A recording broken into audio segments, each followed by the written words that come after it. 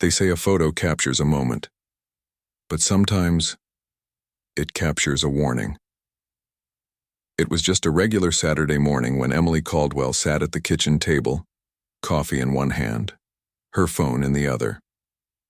Sunlight streamed through the half-open blinds, casting soft lines across the granite counter. The house was quiet, too quiet. Her daughter Lily had just returned from her very first sleepover. At 10 years old, Lily had begged for weeks. "Everyone's going, Mom. Please, just this once." Emily had hesitated. Not because she didn't trust the Jenkins family. Amanda Jenkins was polite, organized, PTA president, but because something didn't sit right. She couldn't explain it. A mother's instinct, maybe, the kind that hums quietly until it screams. Still, she said yes. The sleepover went off without incident, or so she thought. Emily swiped through the photos Amanda had texted that morning. "The girls had a blast," the message read, littered with emojis. She smiled, pausing on one group photo. 4 girls on beanbags, smiling through half-eaten pizza slices, blankets piled high around them. Lily was right in the middle, beaming. Then Emily noticed something. Not something obvious. Not right away. It was a shadow. Barely noticeable. Behind, the curtain in the far corner of the room. At first she thought it was just poor lighting, a trick of the flash. But as she zoomed in, the blood drained from her face. There were fingers, long, pale fingers, clutching the curtain from behind. She blinked, looked again. Her heart picked up, thudding heavily against her chest. The shape was unmistakable. A hand. Partially hidden behind fabric. But Amanda hadn't mentioned any adults in the room, and certainly not anyone standing behind the curtain. Emily's breath caught. Her hand trembled as she tapped the screen. Again. Zoom. Closer. Was that a face? A faint outline just above the fingers. 2 hollow spots where eyes should be. Blurry, shadowed, but unmistakably human. She stared at it. At Lily's smile. At the other girls, completely unaware. And that thing, watching them. Emily stood nearly knocking over her coffee. She grabbed her car keys. She had to see Amanda. Had to know who else was in that house last night. Minutes later, Emily was parked in front of the Jenkins house, a picturesque 2-story with trimmed hedges and flower pots framing the porch. Everything about it looked normal. Ordinary. Safe. She rang the doorbell twice before Amanda opened it, still in yoga pants and a messy bun. "Oh, Emily, is everything okay? Can I talk to you for a second?" Emily's voice cracked. "It's about the photo," Amanda furrowed her brow. "Come in." Inside, the house smelled like cinnamon and lemon cleaner. The living room was neat. Too neat. Like someone had just cleaned in a hurry. Emily hesitated near the hallway. "Did anyone else stay over last night? Any other adults? Friends? A babysitter?" Amanda shook her head. "No. Just me. And the girls." "Why?" Emily handed her the phone. The photo was still open, zoomed in on the curtain. Amanda stared at it, frowned, tilted the phone. "Is this a joke? You see it too, right?" Emily's voice was barely above a whisper. Amanda narrowed her eyes. It must be a smudge, or reflection." "No." Emily's eyes filled with tears. "That's not a smudge. That's someone hiding." Behind the curtain, Amanda looked at her, unsure whether to laugh or be concerned. I don't know what that is. I swear no one else was here." Emily couldn't breathe. "Do you still have the sleeping bags, the blankets? Where are the curtains from that room?" Amanda led her down the hall. "They're in the laundry room. I already cleaned up." The door creaked open. Piles of fabric sat in a basket. The curtain, however, wasn't there. "Where's the curtain?" Emily asked. Amanda blinked. "It should be there. I washed everything this morning." Emily reached into the basket, tossing clothes aside. Nothing. No curtain. No rod. Just missing. Amanda's voice trembled now. "Wait. That's not right." I know I brought it in here. Emily stared at her. Amanda, where's the curtain? Amanda opened a cabinet, rummaged through hampers. It was right here, I swear. Where did it hang? In the guest room where the girls slept. They went to the room. The window was bare. No rod, no curtain, no evidence it was ever there. Emily's heart thundered in her ears. She turned to Amanda. You need to call the police. Amanda hesitated. You think someone was inside the house? I don't think, Emily snapped. I know. Lily hadn't said anything. None of the girls had. But someone had been there, watching them. The police arrived within the hour. They dusted for prints, asked questions, took Emily's phone. They searched the house, the yard, the basement. Nothing. No signs of forced entry. No fingerprints. No curtain. No person. Amanda sat in shock, wrapped in a throw blanket, rocking slowly on the edge of her couch. Emily sat across from her, arms folded, eyes red. This doesn't make sense, Amanda murmured. I locked all the doors. The alarm was set. Emily looked up. What alarm? Amanda blinked. The security system. We installed it last year. A beat passed. Emily leaned forward. Did it go off last night? Amanda hesitated. No, I don't think so. The officer returned. We checked the system. There was no breach. Nothing tripped the sensors. But you saw the photo, Emily insisted. You saw the hand. He nodded slowly. We're not saying it's nothing. We're just saying there's no physical evidence. Emily stood. I'm taking Lily to stay with my sister. Amanda nodded. Of course, I understand. But as Emily turned to leave, Amanda called out, Wait. Emily stopped. There was one thing, Amanda said softly. When I woke up this morning, the back door was unlocked. Emily froze. I didn't say anything because I thought maybe I forgot to lock it. But now, she didn't finish.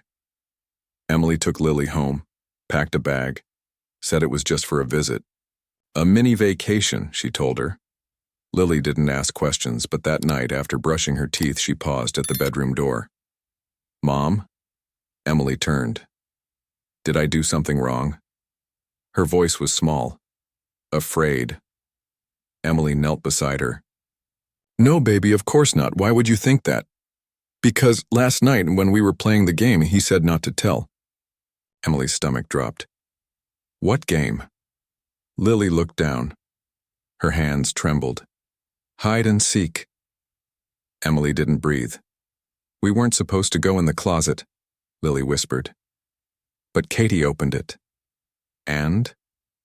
There was a man inside. Emily's vision blurred. He was smiling, Lily said. But it wasn't a happy smile. He didn't blink. He just looked at us and said, Not a word. Emily felt the world collapse around her. Why didn't you tell me? He said. He'd be mad. That he's always watching. Even when the lights are off. Lily shivered. Emily pulled her close, holding her tighter than ever. She didn't sleep that night, and in the morning, there was a new photo on her phone. No message, no number, just a photo. Lily, asleep in bed, taken from inside the room. She hadn't posted it. She hadn't sent it. But someone had. And now, he knew where they were. She stared at the photo for a full minute before she realized she hadn't taken a breath. It was Lily, her daughter.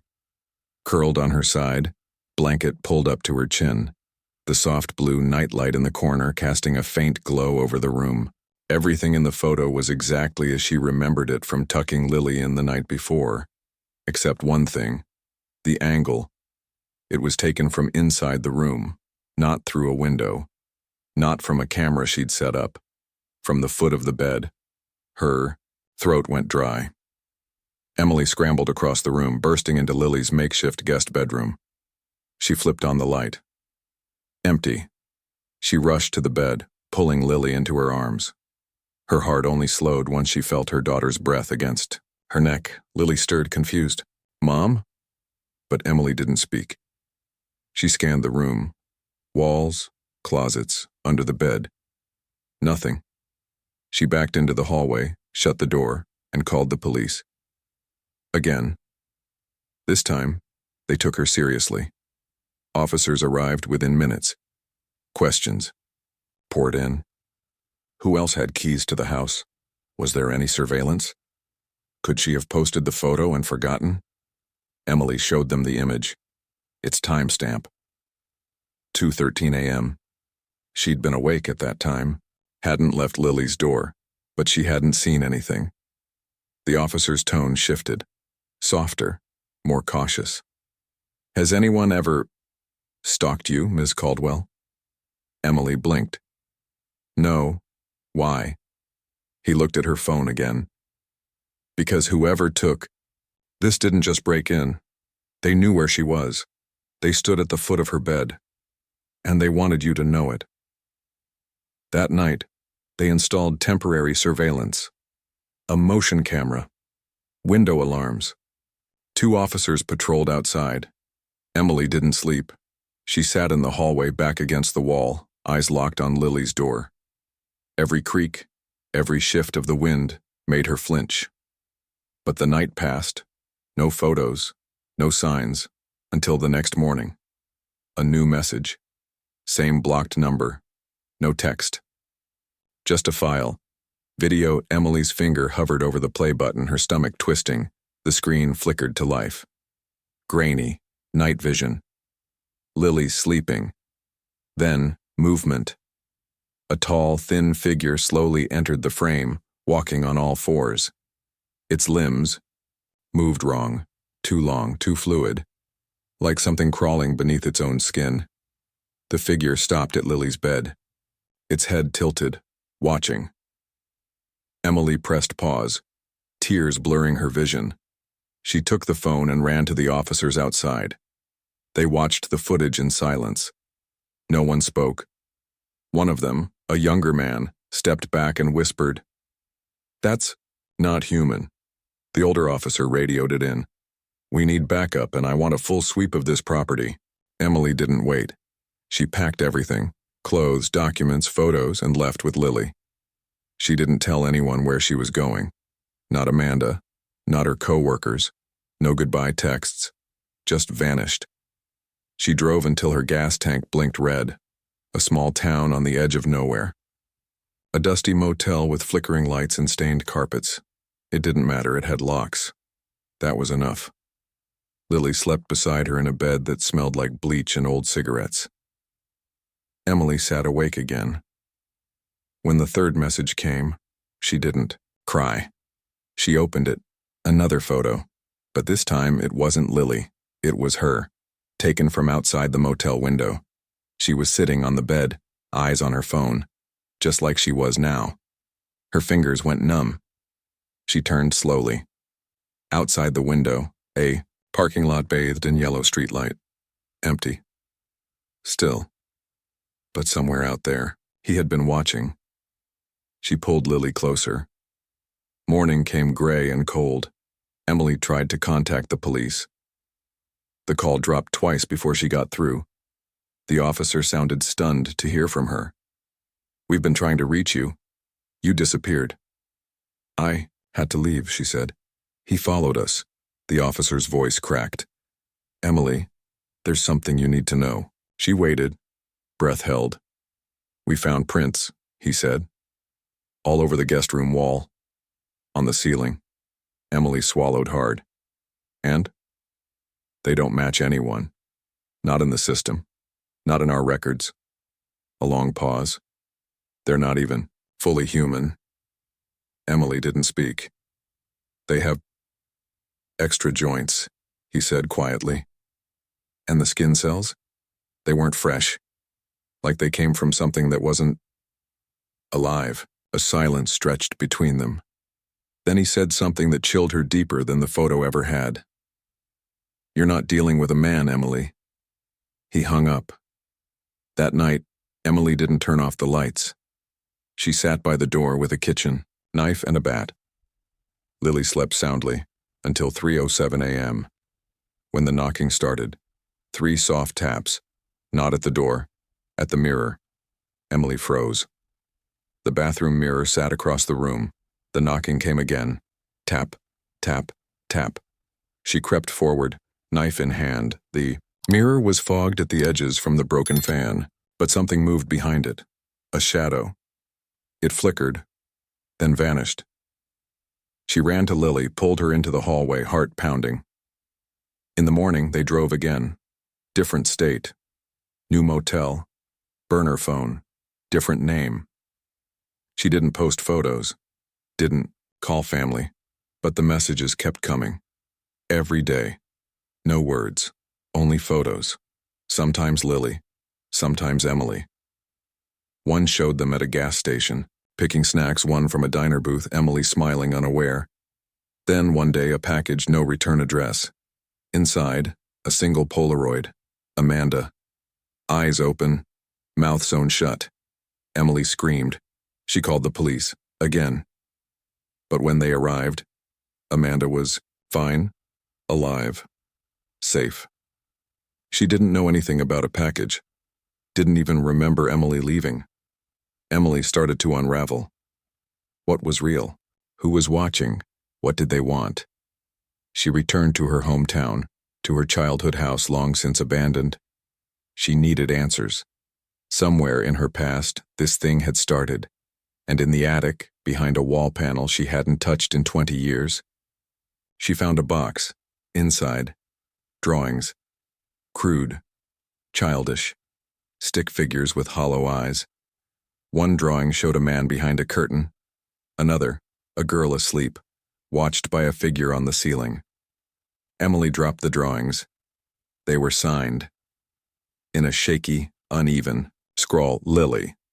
Her daughter hadn't drawn them. She had, when she was Lily's age. She didn't remember, not one bit. But the drawings were hers, and in that moment, she understood. This wasn't the first time he'd watched her sleep.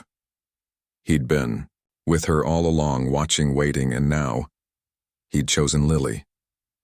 The paper crumbled in her hands, her own name scribbled on the edge of a yellowed page, a drawing of a girl with long black hair, standing in a bedroom window. Behind her, a man with no face, just black smudges where his eyes should be. Emily stared at it like it might blink. She didn't remember drawing it, but she didn't need to. Something inside her recognized it. She had seen him before, and now, Lily had too. The attic was silent, but the house groaned around her like it was remembering. Dust choked the air. The wood creaked beneath her. This house had been empty for years, boarded up, forgotten, until now. Emily flipped through more drawings. They were all the same. The girl, the man, the night, and always. Always in the eyes, or lack of them. Sometimes he was watching from closets. Sometimes the ceiling. Sometimes standing behind her in the mirror. One drawing made her stomach clench. It was a photograph she hadn't remembered taking, except it wasn't a photo. It was drawn with perfect detail. The living room, the couch, her mother asleep in a chair. Emily, 6, maybe 7, curled on the floor in pajamas, and in the background, just barely visible, was a figure in the hallway, drawn in pencil so faint it was almost invisible. But once you saw it, you couldn't unsee it. Emily tore her eyes away. She had to get out. She packed up the drawings, took the whole box, slammed the attic door behind her. The house seemed to breathe out as she left. That night she didn't go back to the motel. She drove to a library 3 towns over, waited until it opened, and asked for records of the house. Her family, incidents, anything. The librarian was kind, older, wore oversized glasses and smelled faintly of cinnamon. She remembered the Caldwell house, said people used to whisper about it. Strange things, she said softly. Lights in the attic, windows opening on their own. Your mother once came in here, asking about seances. Emily blinked. Seances? The woman nodded, said she heard someone speaking to her through the mirror. Emily's hands tightened on the table. The librarian pulled out a file. Old police reports, most dismissed as mental illness. Emily's mother had been hospitalized twice, schizophrenia, paranoia. But Emily remembered something else now, the voices. Not words. Not exactly, just sounds. Whispers when the TV was off. A draft that said her name. A chill behind the mirror. She thought she'd imagined it. Like dreams, but they weren't dreams. She left the library with copies of every file. She didn't know where she was going, only that she had to keep moving. But when she got to her car, there was a note on the windshield, folded, just her name, Emily. She opened it with shaking hands. One sentence scrawled in a childish hand. You brought him with you. She spun around. Nothing. But the air felt wrong, like it was holding its breath. She drove to a church, not because she was religious, because she didn't know what else to do.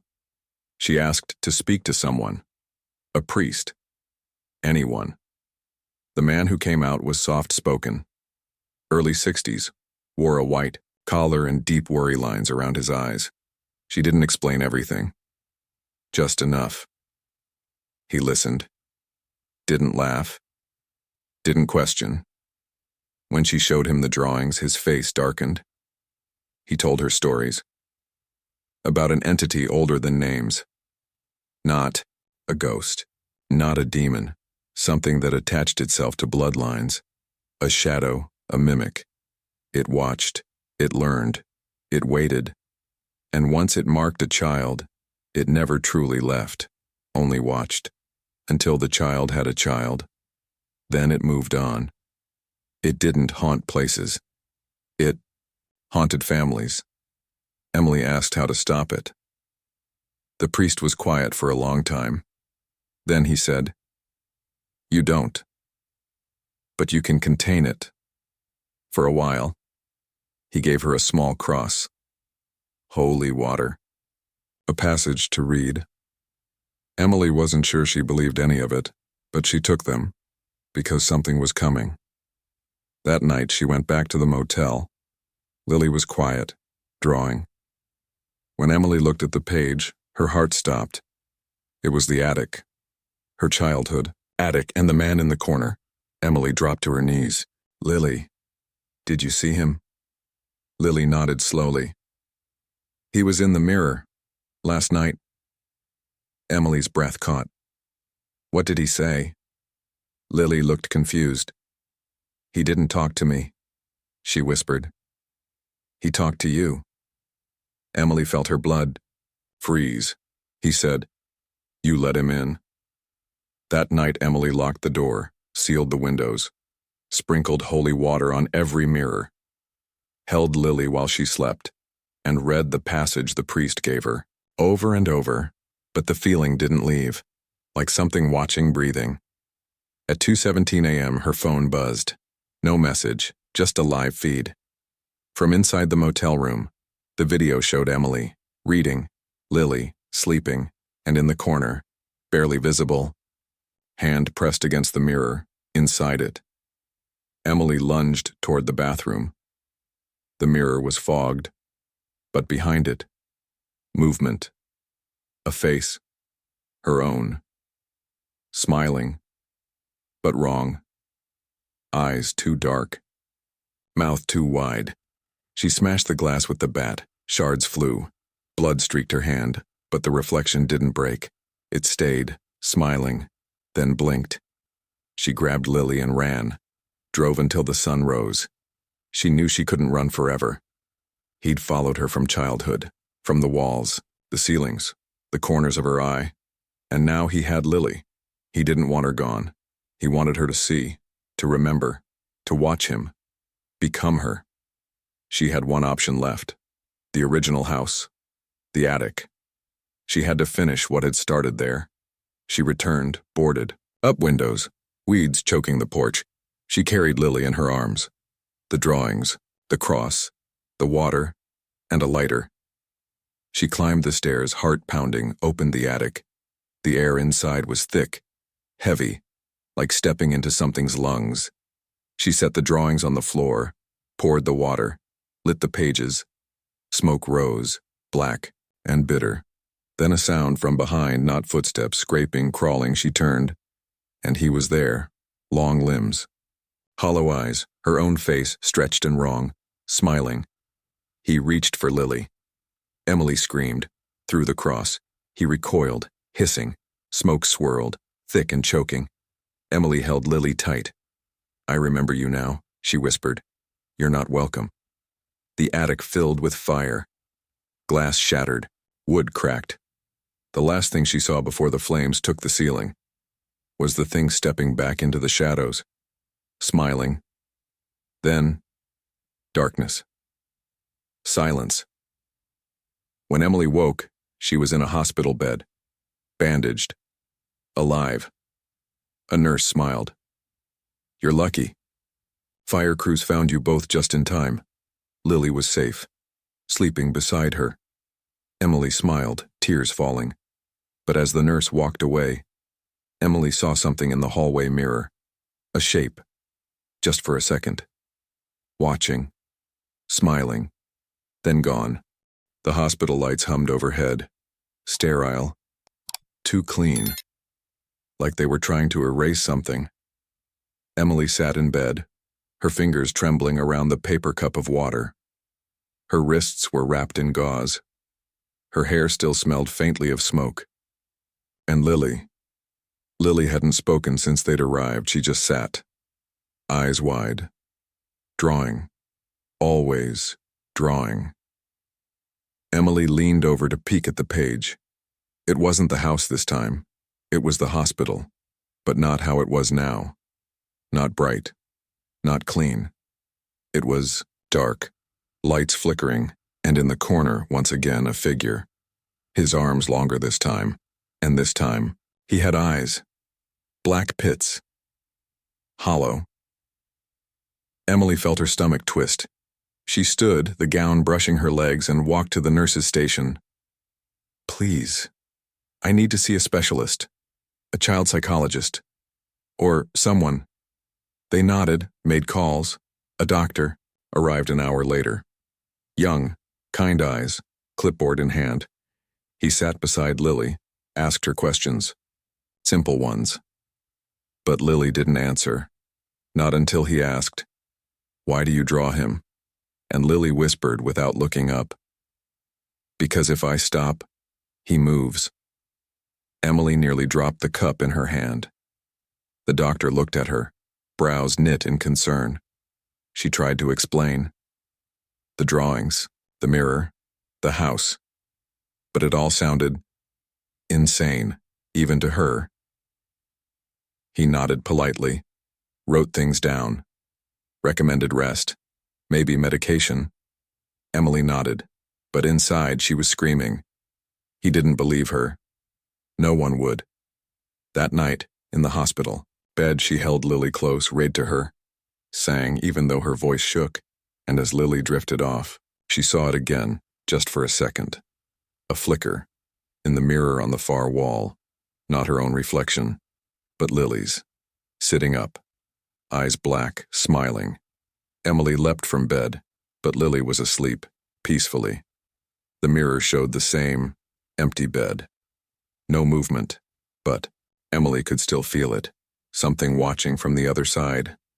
The next morning, they were discharged. The fire was ruled an accident. Electrical, no investigation, no questions. Emily didn't protest. She just packed their things, checked out, and didn't look back. They moved into a rental, temporary housing, just 2 rooms, no mirrors, no pictures, just plain walls and quiet nights. Emily didn't let Lily out of her sight. She didn't go back to work, didn't return calls. She studied, read, spoke to people online, forums, threads, other mothers, other stories, and slowly, a pattern emerged. It was always the same. Children, drawings, mirrors. It wasn't a ghost. It was something older, something that needed to be seen, needed to be remembered. It grew stronger when ignored, fed on neglect. One woman she spoke to mentioned a name, Thatch. A whisper, really, not a real name, just a sound, from an old story. She sent Emily a file, scans of a book that had been burned in some countries, pages filled with crude sketches, always of him, watching, waiting. One entry stood out, a child, 7 years old, found wandering in a field, muttering to herself. The same phrase over and over. He said, "I'm next." He said, "I'm next." Emily closed the laptop and stared at Lily.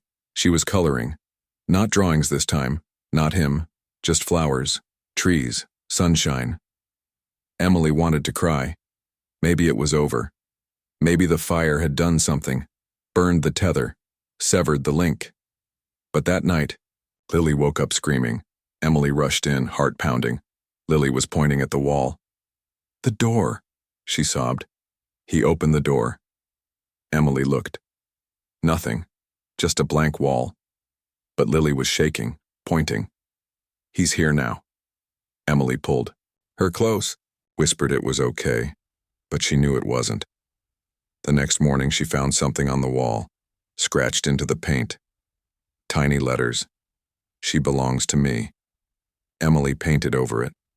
The next day, it was back. Bolder, darker, deeper. "You brought me." She tried leaving the apartment, driving, motels, but no matter where they went, the scratches followed, appeared on walls, on windows, even once on Lily's skin. A single word. Mine. She stopped sleeping, watched Lily every second. And then, the worst night came. It started with silence. Too still. Like the whole world had paused. Emily checked Lily's room. Empty. She screamed, ran through the house. And then she saw the light, flickering under the bathroom door. She burst in. Lily was standing in front of the mirror, eyes closed, murmuring something. Emily grabbed her, shook her. Lily looked up, dazed. "He said if I let him in, he'll go away." Emily backed up. "No. No, Lily. He lies. He always lies." But Lily was smiling. "He said you already let him in, Mommy, when you were my age." Emily felt her knees go weak. She remembered. The dreams, the drawings, the whispers, the games. She hadn't told Lily. She'd forgotten. Until now. He'd been with her too, and now. She was the doorway. She carried him, and Lily was the next key. Emily did the only thing she could. She picked Lily up, ran to the car, and drove. No plan. No direction, just away. But the road never seemed to end. Time twisted. Trees blurred. The radio crackled with static. Then, a voice.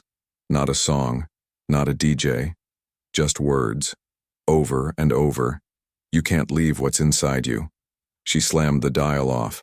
But the voice continued. From the speakers. From the vents. From Lily's mouth. Whispering. "You brought me." She screamed. Punched the wheel. Pulled the car over on the side of a forest road. Night had fallen, though it had only been afternoon minutes ago. She was shaking. Breathing too fast.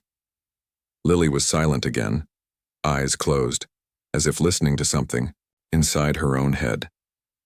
Then she opened them and whispered. "He said it's your turn again." And then, all the car windows went black. Not dark. Black. Like something pressed against the glass from the outside, or from inside the world itself. Emily couldn't move. Couldn't speak. And then Lily smiled. But not her smile. His. Emily reached forward, grabbed Lily's face, held it. "You are not his, you are not his." But Lily only tilted her head and said in a voice too low to be hers, "He's already inside." Emily screamed, and the windows shattered. Glass flew everywhere. The world exploded in noise. And then, silence. Darkness. Nothing. When Emily opened her eyes, she was alone. Driver's seat, empty road. The back seat was empty. No blood, no glass, no sign of the crash, no sign of Lily, no sign of anything. Just a single drawing, on the passenger seat. Lily, in the mirror, smiling. Behind her, Emily. But not her, a version of her, eyes black, mouth wide, and written across the bottom, "We are watching now." Emily couldn't scream, couldn't cry. She could only drive, keep going, keep moving, because if she stopped, he would be there, in the mirror, behind her eyes, in her daughter's voice. She had brought him, and now he would never leave. Not ever, because she understood now. He wasn't haunting her. He was her. 3 months later, Emily was living under a different name. New town, new job, new number, no mirrors, no windows after dark. She didn't speak unless spoken to, didn't smile unless necessary.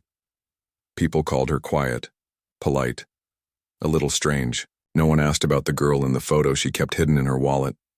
And she never told, because what could she say? That her daughter was still alive?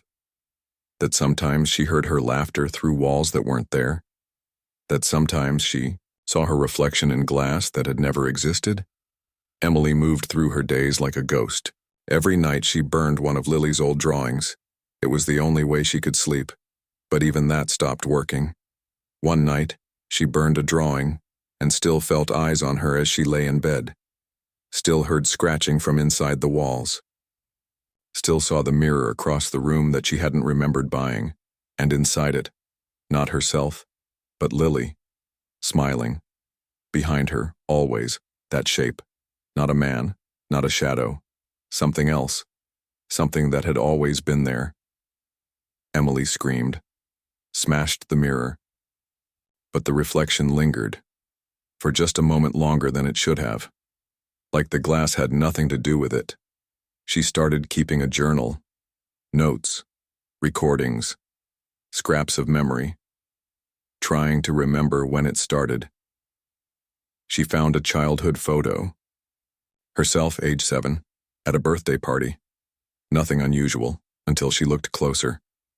Zoomed in, just over her shoulder, a man's hand. Long fingers. No arm. No shadow. Just the hand. She dropped the photo. She remembered that day. The scream. The missing girl. The one they said had wandered into the woods and was never found. And suddenly, she knew. This wasn't about Lily. It never had been. Lily was just the mirror. Emily was the door. She had opened it, and now she had to close it. But how do you close something inside you? She didn't sleep for days. Didn't eat. She read. Everything. Old books, folklore, rituals. Some said mirrors were gateways. Others said names held power. But the stories always ended the same. The ones who saw him, remembered him, never truly escaped. She read about a ritual, a way to trap him. But it came with a cost, a memory, a life, a tether. She needed something strong, something pure. She only had one thing left. One memory that hadn't been touched. Her last moment with Lily. Before the drawing. Before the photo. Before everything. It was a rainy morning. They had danced in the kitchen, to no music. Pancakes burned in the pan, and Lily had laughed. That sound, that laugh. It was all she had left of her. Emily whispered the memory like a prayer, built a circle of salt, placed the drawing in the center. Anne spoke the name, not aloud. Inside her, Thatch. The air grew heavy, the lights dimmed, the drawing began to smoke, then burn, then bleed. Black ink turned to liquid. It rose from the paper like steam, formed a shape. Long limbs.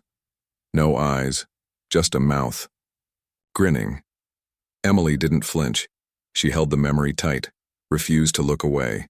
The shape reached forward, tried to crawl through, but the circle held. For now. It whispered. Not words. Feelings. Guilt, fear, regret. It showed her things. Lily crying. Alone, cold, calling for her. Emily sobbed. I know what you are, she said. You are not her. You never were. The shape shrieked. It struck the edge of the circle. Fire erupted. Smoke filled the room. Emily stayed, still unmoving, and whispered the memory again. Lily's laugh, her tiny hands, her smile over and over, until the room fell silent. The smoke cleared, the shape was gone, the paper was ash, the mirror had cracked, and Emily collapsed. She woke up in a hospital. Again. Different city. Different room. A nurse handed her a paper. "Someone left this for you." It was a drawing. Simple. Crayon. A mother and daughter. Holding hands. Beneath a sun. And in the corner, a figure. Smiling. Watching. Emily's hand trembled. But this time, it wasn't him. It was her. Watching. Protecting. She looked up. There was no mirror in the room, just a window. And in the reflection, for the first time in months, she saw only herself. Tired, but real. She still heard Lily's laugh sometimes. In dreams. On rainy mornings. She still checked windows, still avoided mirrors. But she lived. Quietly. Softly. And sometimes on really quiet nights, she felt something warm, a presence, not dark, not cold, just there. She didn't know if it was Lily or something else, but it didn't hurt, didn't whisper, just stayed, still, silent. And maybe that was enough, because some doors never truly close, but some memories, some love, they become walls, and maybe, just maybe, that's how you win. By remembering without fear, by looking without blinking, by loving without surrender, even when the darkness whispers, even when it wears your voice, you don't answer, you just hold on, and listen for the laugh, the one that's real, the one that never left. Because that sound, that small, bright sound, is stronger than him, stronger than anything. It's the echo of a daughter and the voice of a mother, and it never fades, not really, not ever. End.